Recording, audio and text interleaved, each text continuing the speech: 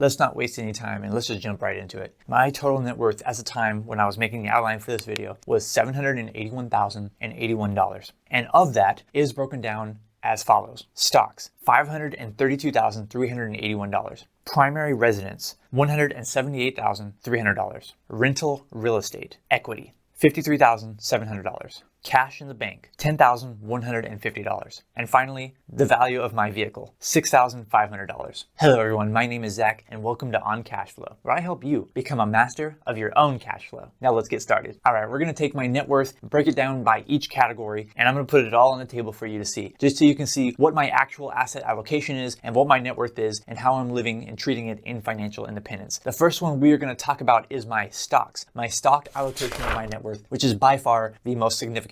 And currently, as I looked it up, it was worth $532,381. And of course, this changes daily, by the minute when the market is open. But my stock portfolio consists of two different funds. That's it. First one being VTI and the second one being VXUS. They are both Vanguard funds. VTI is the total US stock market index fund, and VXUS is the total international stock market index fund. The asset allocation between those two funds is about 80-20, or 80% VTI and 20% VXUS. And I am able to easily track this on the Empower dashboard because that's the software, the financial tracking software that I use to put all of my finances in place. And you're gonna see plenty of screenshots from Empower throughout this video. And by the way, I created a video very similar to this about a year ago, and I was very curious to see how my net worth has changed, and I wanted to share that with you today. So if you're interested, by the way, in watching that previous video, I'll link it at the end of this video. Let's move on to my next biggest allocation of my net worth, and believe it or not, that is my primary residence, the house that I'm in right now making this video. The current Zillow estimate of my primary residence is $178,300. And believe it or not, less than 3 years ago, I purchased it for $110,000 in December of 2020. I have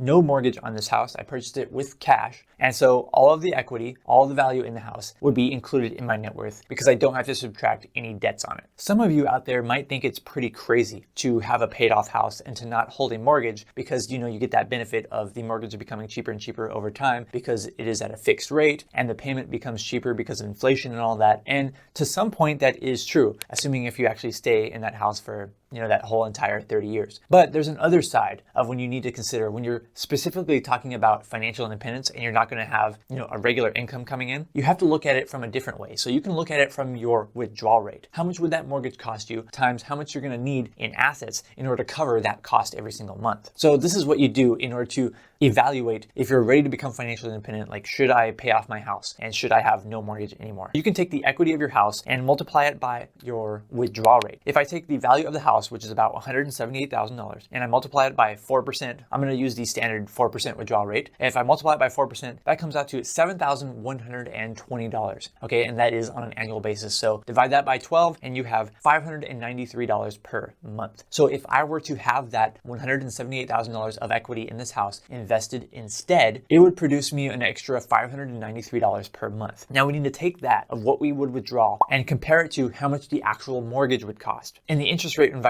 that we're in right now, that mortgage would be very expensive because interest rates are high. Even when interest rates were a lot lower a few years ago, the comparison between how much you get with a withdrawal rate versus how much the mortgage is actually costing you each month, the mortgage was actually costing me much more than the withdrawal rate was going to give me. And so therefore, I thought it was a much better decision in order to have a paid off house and not have a mortgage payment while I'm living a financially independent lifestyle. The next part of my investment portfolio we're going to talk about is rental real estate equity. Specifically, I'm saying equity because the value of the property is worth a lot more than this, but we take the value of the property and we subtract out the outstanding mortgage, and then that's how you find how much is positive within that rental real estate, and that is your equity. Currently, my rental real estate equity is $53,700. The crazy part is this is much different than it was, I think, just a little over 1 year ago because I did not have any rental real estate in my portfolio, and now I have two different properties within my portfolio, and the equity that I have within those two properties is $53,700. According to the most recent appraisal of the property and the outstanding mortgage balance. I'm using the actual appraised value of the property that I got after I rehabbed it. And for you math nerds out there, I'm gonna actually break down the numbers right now, so bear with me. First property was appraised at $186,000. Okay, I own 50% interest in that property, so my interest is worth $93,000. The mortgage outstanding is about $156,400, and I have a 50% interest in that mortgage, so my mortgage amount is $78,200. Subtract $93,000 minus $78,200, $178,200. That leaves me with $14,800 of equity in property 1. Property 2 was appraised at $272,000. Divided by 2, my 50% interest, that's $136,000 that I have an interest in. The outstanding mortgage on that property is $194,200. Divide that by 2 because that's my interest is 50%. That is $97,100. Take $136,000 minus $97,100 and that gives me $38,900 of equity. Add up the $38,900 and the $14,800 of equity and that gives me my number of $53,700 of total equity within 2 rental real estate properties. Really quick, I just want to say I put a lot of effort and research into putting together these videos, and I would really appreciate it if you help me out by hitting the like button on this video. Okay, but getting back to it, the next part of my asset allocation is my cash allocation, and which is currently at only $10,200. So I keep a very low amount of cash relative to my net worth. And it's been this way for several years, mainly because I always seen cash as mostly a drag on my investment performance. And so I've kept a lot of it invested as much as possible, with a small amount of emergency fund. But now that I actually have real estate in my portfolio, my cash reserves are building up slowly. So I'm taking a certain percentage, 10% of the monthly rent, and I'm saving that as a long-term cash reserve for each of those properties. So over time, that cash allocation is going to start creeping up because I'm saving more money for those rental real estate properties. With cash out of the way, this leads me to the big question here. I want to know from you in the comments below, what is your current asset allocation? And has your portfolio changed dramatically over the past year or over the past few years? Have you made any changes at all? Please let me know in the comments below. I'm really curious to hear what you have to say. Now, one more to round this net worth out is the value of my vehicle, which is only $6,500. In order to get that value, I'm using the Kelley Blue Book value, KBB. I personally like to use the private party lower end because I think if I were to sell my car, it would be to a private party rather than to a dealer to trade up. And just to be a little bit more conservative, I use the lower end of the estimate. I don't even use the middle end,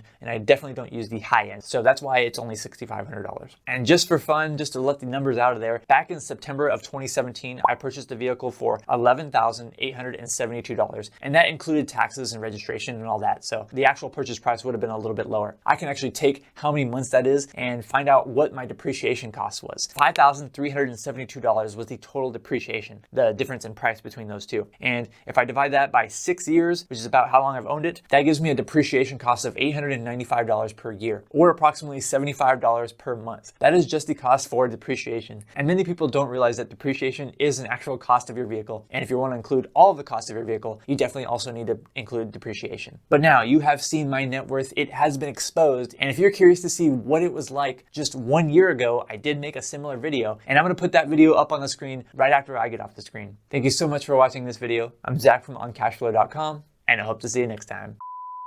And how I'm living and treating it in financial independence. Currently, just cut out that currently.